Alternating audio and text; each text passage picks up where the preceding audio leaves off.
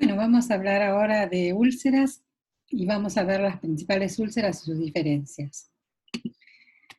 Lo que conocemos como enfermedad úlcero-péptica comprende la úlcera gástrica, la úlcera duodenal y la úlcera esofágica. Nosotros vamos a hablar principalmente de lo que es úlcera gástrica y úlcera duodenal, y también vamos a hablar de Helicobacter pylori.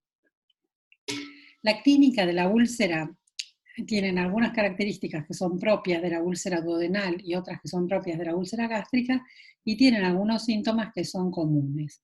Pero en general, hoy en día hay poca sintomatología porque hay mucha gente que se automedica con Milanta, con Reni, con distintos tipos de antiácidos que son de venta libre.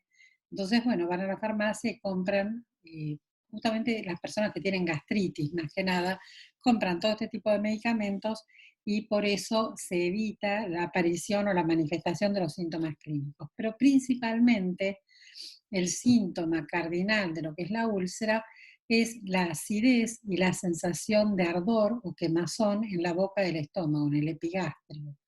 Muchos pacientes refieren que sienten como si tuvieran un cigarrillo encendido que les quema en la boca del estómago. Las úlceras tienen esa sensación de hambre dolorosa que puede calmar con la ingesta o no. Esto ya vamos a ver cuando analicemos bien cómo es la úlcera duodenal y cómo es la úlcera gástrica. Recuerden que aquí no hay pirosis. Pirosis es el ardor, pero el ardor que sube por el esófago, ¿sí? Y que es propio del reflujo gastroesofágico. Muy bien. Vamos a ver entonces las diferencias importantes entre lo que es una úlcera gástrica y la úlcera duodenal. La úlcera gástrica la vamos a ver más en pacientes de 50 años en adelante, con pérdida de factores defensivos, muchas veces propios del consumo de AINES o del consumo de corticoides, y otras veces por un envejecimiento propio de la mucosa. La sintomatología es errática. Errática significa que no está relacionada con la ingesta, no aparece después de comer, aparece en cualquier momento del día. Tampoco calma con la ingesta, es decir, es una sensación de ardor permanente que si yo como algo no va a calmar. Y es muy importante en el caso de la úlcera gástrica hacer el diagnóstico diferencial con el cáncer gástrico. Solamente biopsiamos las úlceras gástricas, las duodenales no, porque la incidencia de cáncer gástrico es muy alta comparada con la incidencia de cáncer duodenal, que prácticamente no hay, es muy baja, no existe. Entonces, la úlcera gástrica sí la vamos a biopsiar para ver si efectivamente se trata de una úlcera o si se trata de un cáncer ulceral. La úlcera duodenal, por el contrario, la vamos a ver en pacientes más jóvenes, personas desde adolescentes hasta personas de 45 años, por ejemplo, que por lo general están muy asociados al estrés o a algunos hábitos como el tabaquismo o el consumo de cocaína o de alcohol, ¿sí? Pero en general la vamos a ver en pacientes muy estresados y fumadores. Hay cierta periodicidad de los síntomas, es decir, los síntomas no son erráticos, no aparecen en cualquier momento del día, sino que aparecen por lo general entre 1 y 3 horas después de comer. Son síntomas postprandiales. Hay una sensación de hambre dolorosa que por lo general sí calma con la ingesta. Es decir, cuando tienen esta sensación de hambre dolorosa, el paciente come algo y enseguida le calma el dolor. Así que úlcera duodenal no la vamos a biopsiar, tiene sensación de hambre dolorosa, por lo general postprandial, y calma con la ingesta. Se da más en pacientes jóvenes y está más asociada al estrés y al consumo de alcohol o el hábito tabáquico o consumo de otras drogas. ¿Qué pasa cuando uno no trata una úlcera y la deja así librada a su libre evolución? Y qué complicaciones puede traer. Y vamos a hablar un poquito también del síndrome pilórico, que es una de las complicaciones. Básicamente hay 3 complicaciones. La úlcera puede sangrar, se puede perforar o puede generar un síndrome pilórico.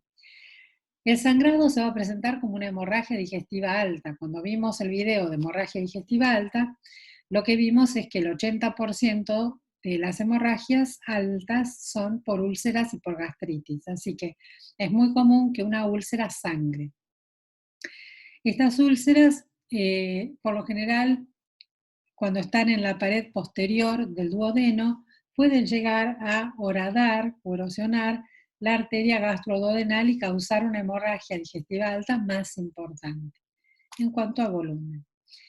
La perforación puede ser una perforación hacia la pared del estómago o del duodeno, o bien una perforación al páncreas, que ya es mucho más raro. La perforación de la úlcera se suele ver clínicamente como el paciente refiere un dolor en puñalada, como que le clavaron un cuchillo y eso es una úlcera perforada. Nosotros, ante la sospecha, lo que hacemos es hacer una radiografía de pie, de tórax del paciente, y lo que vamos a ver es el signo del neumoperitoneo. El signo del neumoperitoneo me indica la perforación de una víscera hueca. Bien, otra de las cosas que podemos encontrar cuando se perfora la úlcera, además del dolor en puñalada, es la peritonitis química, porque no se olviden que se vuelca ácido clorhídrico y bacterias. Así que puede ser que el paciente, además del dolor, pueda presentar fiebre y el dolor a la descompresión del estómago, que ya de por sí es un signo de irritación peritoneal. Úlcera perforada siempre, siempre requiere cirugía, un punto de sutura simple para su resolución. Es de resolución quirúrgica, además de todo el tratamiento que le podamos dar al paciente, pero además del tratamiento médico, sí o sí, en la úlcera perforada tengo que hacer una rafia simple, un punto de sutura para cerrar la úlcera. Como dijimos, la perforación al páncreas es mucho más rara y puede dar síntomas de pancreatitis aguda. El síndrome pilórico también es una complicación de la úlcera cuando las úlceras no se las trata y se las deja libradas a su libre evolución. Lo que pasa es que se forma todo un rodete inflamatorio alrededor de la úlcera que se fibrosa y eso obstruye y causa una obstrucción y una estenosis pilórica, una estenosis importante del píloro. El paciente entonces va a empezar a vomitar primero los alimentos que no puede terminar de pasar hacia el duodeno y finalmente termina haciendo muchos vómitos de saliva, ¿sí? Luego este paciente lo que vamos a hacer es internarlo y tratarlo durante 7 días o ver si hay que resolverlo con cirugía. Esto es importante porque acá tenemos que hablar un poquito de la fisiopatología, porque básicamente se produce por un desequilibrio de los factores protectores o benéficos y los factores agresivos o malignos de agresión de lo que es el epitelio y lo que es la mucosa gástrica. Bien, los factores de protección tenemos el moco gástrico y el bicarbonato principalmente, el bicarbonato por las células parietales fúngicas y las uniones estrechas que tiene todo un epitelio cilíndrico, ¿sí? Que forma una barrera con uniones muy estrechas entre uno y otro, y los factores estimulantes del epitelio. También vamos a tener mucha vasculatura que aporta mucha irrigación y mucho oxígeno, que eso también es un factor de protección, y acúmulo de células linfoides que dan citoprotección. Todo esto está regulado por las prostaglandinas. Por eso es tan importante el tema de las prostaglandinas, sobre todo cuando somos conscientes de que los AINES y los corticoides y las aspirinas, todo esto inhibe la acción de las prostaglandinas. Así que recuerden que las prostaglandinas regulan todos los factores de protección y juegan un papel muy importante en la protección de la mucosa gástrica. De lo que son los factores de agresión, principalmente el ácido clorhídrico. El ácido clorhídrico se forma normalmente en la luz de las células para poder digerir los alimentos, pero hay personas que son hipersecretoras de ácido clorhídrico o que consumen mucho tabaco, alcohol, cocaína o que están muy estresadas también. Recuerden siempre que la cocaína causa vasoespasmo de las arterias de cualquier parte del organismo y eso genera una isquemia importante. También hay un envejecimiento normal y natural de la mucosa, ¿sí? Y tenemos, por supuesto, los consumidores de altas dosis de AINES o aspirinas o corticoides que van a inhibir el efecto protector que tiene las prostaglandinas. También hay factores que habíamos mencionado, el estrés y otros que son psicosomáticos, ¿sí? El Helicobacter pylori Dentro de los gérmenes es el principal causante de las gastritis y de las úlceras, pero también recuerden que causaba cáncer gástrico y linfoma. Así que si en la mitad de la población estimamos que tiene Helicobacter pylori, es prudente siempre hacer una endoscopia alta, biopsiar la mucosa y en el caso de detectar Helicobacter, tratarlo con antibióticos. ¿Cómo hacemos el diagnóstico? Principalmente una muy buena anamnesis. Nosotros lo que tenemos que ver es si se trata de una úlcera duodenal o si se trata de una úlcera gástrica. En el caso de la úlcera gástrica, ver si no es un cáncer ulcerado. También podemos hacer lo que es la videoendoscopía alta. Hay que siempre recordar, mirar también el techo del estómago y podemos hacer una biopsia. Las úlceras que se biopsian, recuerden que son siempre las úlceras gástricas, las úlceras que son duodenales no las vamos a biopsiar porque no hay una incidencia importante de cáncer de duodeno y siempre vamos a tomar biopsia de la mucosa para detectar si hay o no Helicobacter pylori. La seriada gastroduodenal y la radiografía contrastada con bario también las vamos a hacer. Justamente lo que vamos a poder ver es la moneda de bario, que es, se ve blanquita y se ve como una moneda, que es el nicho ulceroso cuando lo vemos de frente. Si lo vemos de perfil, lo que se ve es el divertículo de bario, se llama así. En el caso de las úlceras, vamos a poder observar que los pliegues llegan hasta el borde y en el caso del cáncer ulcerado, no. Muy bien. Tratamiento para la úlcera en sí. Las úlceras las vamos a tratar principalmente con omeprazol o pantoprazol, lo que es cualquier omeprazol que tengamos, porque inhibe la bomba de protones, bloquea la producción del ácido clorhídrico y la dosis es de alrededor de 40 miligramos por día. Esto se da durante 8 semanas y el efecto adverso más frecuente son las cefaleas. También se puede dar la ranitidina, que la conocemos como Taural, que es un bloqueante de receptores H2. Se puede dar 150 a 300 miligramos por día, por lo general a la noche. También por 8 semanas, y hay que tener en cuenta que en los ancianos puede causar un síndrome confusional. El sucralfato es una sal de sucrosa con aluminio que estimula las prostaglandinas, que eran las que regulaban todos los factores de protección, y forma una película protectora, pero necesita sí o sí que haya presencia de ácido clorhídrico para actuar. Es decir, si yo estoy dando omeprazol o ranitidina para inhibir la producción de ácido clorhídrico, el sucralfato no va a tener ningún efecto.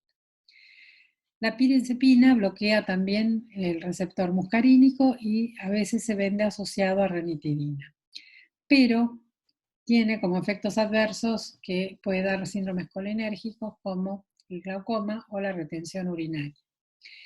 Los antiácidos típicos de venta libre que muchas veces la gente toma incluyen el Milanta, el Reni o Gaviscon, ¿sí? Por lo general si se toman a dosis altas, y el efecto adverso que puede causar es un efecto adverso que se llama síndrome de leche y alcalinos. Precisamente cuando se toman estos antiácidos y conjuntamente cuando se toma bicarbonato también y leche, lo que produce son unas tremendas cefaleas terribles y en algunos casos puede acelerar lo que es el síndrome confusional en los ancianos.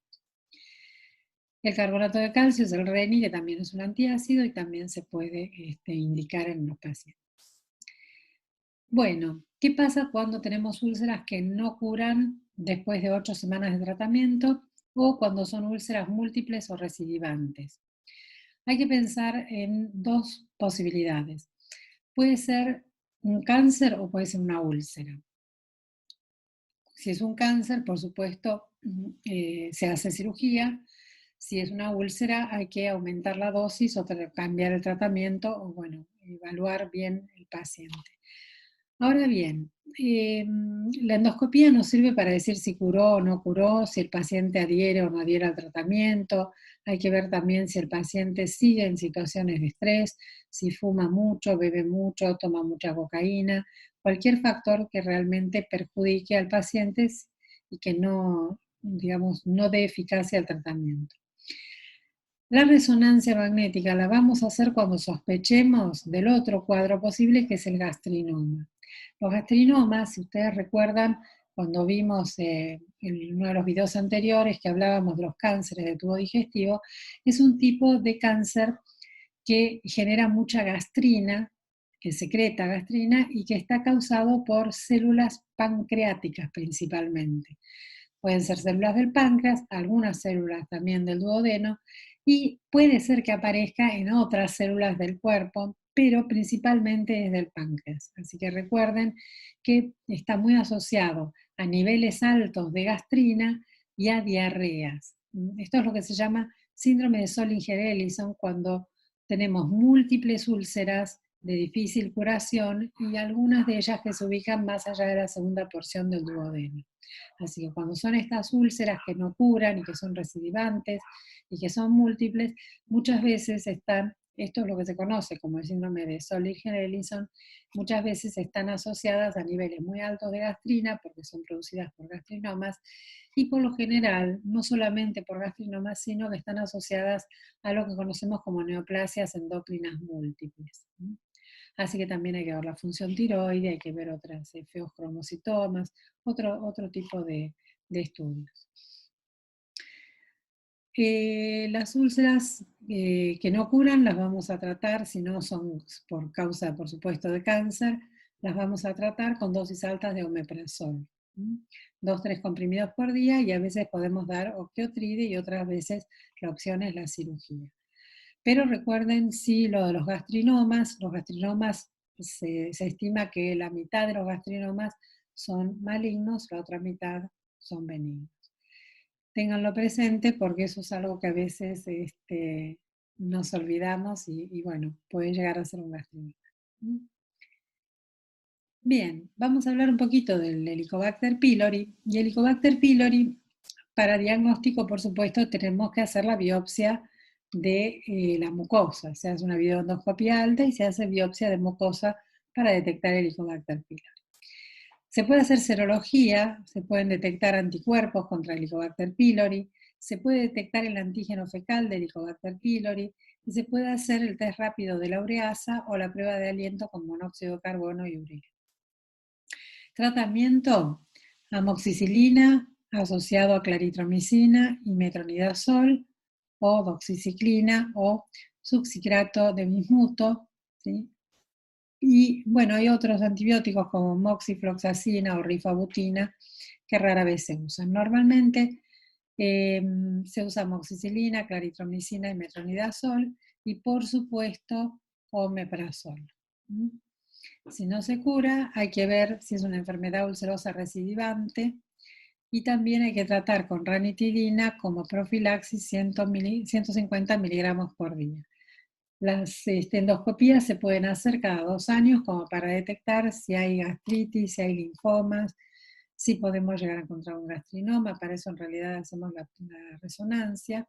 Pero bueno, tengan en cuenta que todo el tratamiento de Helicobacter pylori está basado en la antibiótico terapia y por supuesto no olvidar el omeprazol.